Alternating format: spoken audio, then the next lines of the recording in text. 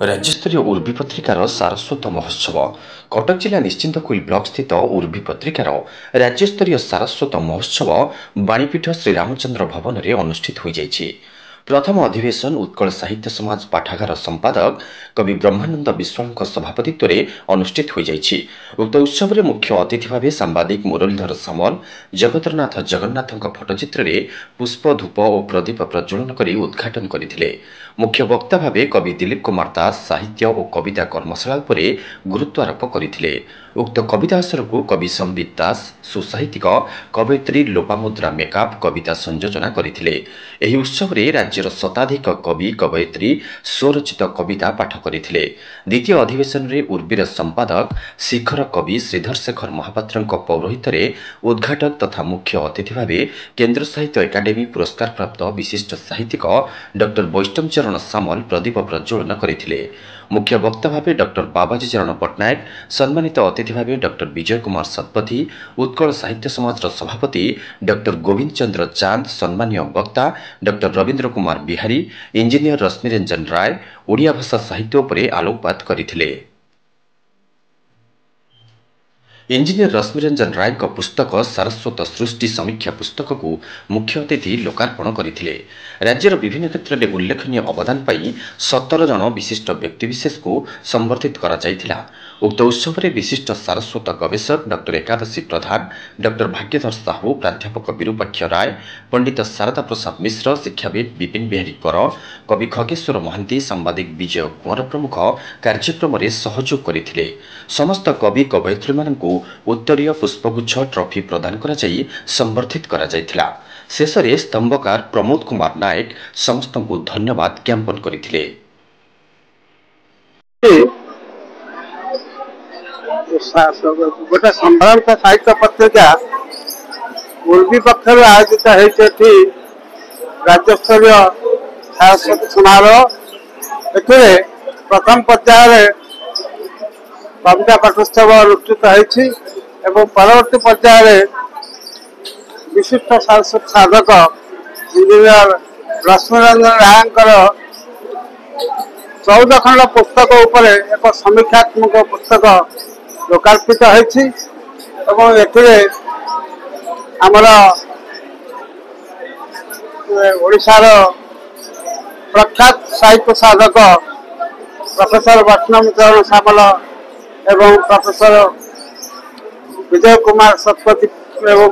Doctor बाबाजी चरण पट्टनायक प्रमुख जोगदे पुस्तक लोकार्पित करने सहित से बही तथा तार लेखक संपर्क में विशद भाव आलोचना करथिले एवं लेखक निजे वक्तव्य प्रदान करथिले। बंधु तथा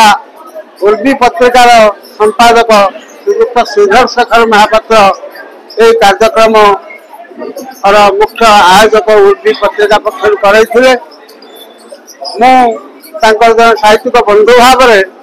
ये कार्यक्रम आयोजन में सहयोग करी निजे कविता पाठोत्सव अध्यक्षता करी। आज केवल कटक जिला नुहे ओडिशार अधिकांश जिलार एटी कवि लेखक मान समवेत हो जो प्रकार उच्छ्वसित भाव जो आनंद उल्लास सहित कविता पाठ कर सभा अंशग्रहण कर परस्पर भीतर जो भाव विनिमय करते एकांत उपभोग्य एवं यहाँ गोटे बड़ा खुशी विषय सारस्वत वातावरण को बेस माने आंदोलित कर समस्त को आनंद देछि। यहाँ गोटे बड़ कथा परस्पर भीतर भाव विनिमय होती साहित्यिक बंधु मिलन होती। ये अवकाश मु निर्वाण वेब चैनल को धन्यवाद दूसरी आमर ये कार्यक्रम को से माने कवरेज करछंती तेणु तार प्रतिनिधि मान को धन्यवाद चाहूँ। महिमा धर्म गवेषक आज विशेष भाव में महांगा अंचल जड़े साहित्यिक जे कि उर्वी पत्रिकार संपादक अच्छा से सारस्वत समारोह महोत्सव आज श्रीरामचंद्र भवन में करुले एवं यही उत्सव में आमर प्राध्यापक ବୈଷ୍ଣବ ଚରଣ ସାମଲ ପ୍ରାଧ୍ୟାପକ ଆମର ପଟ୍ଟନାୟକ ମହାଶୟ ମଧ୍ୟ ଏଥିରେ ଯୋଗ ଦେଇଥିଲେ ଏବଂ ବହୁ ସାଳଗର୍ଭକ ଭାଷଣ ଆମର जो कवि मान जोग देते कवयित्री मान जोग देते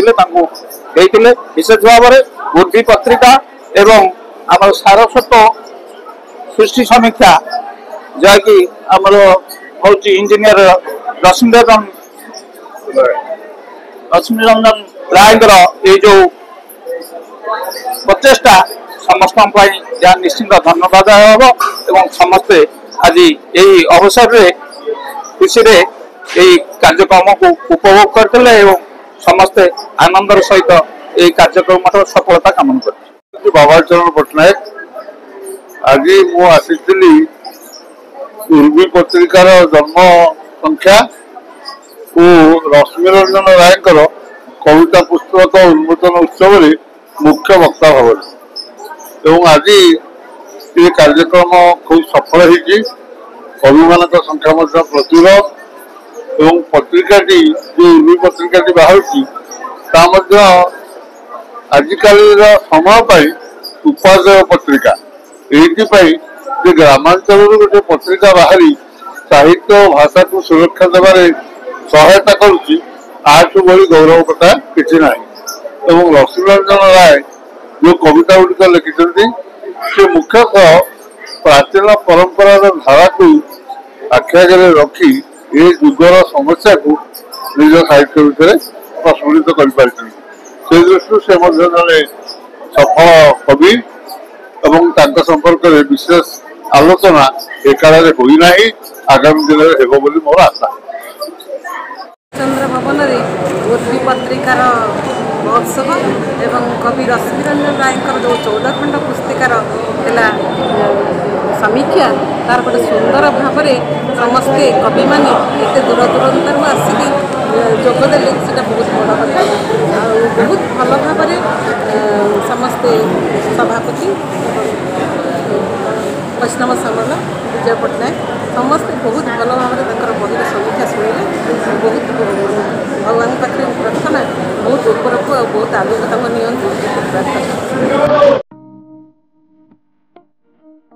कटकरू विजय कुंवरଙ୍କ रिपोर्ट निर्माण लाइव।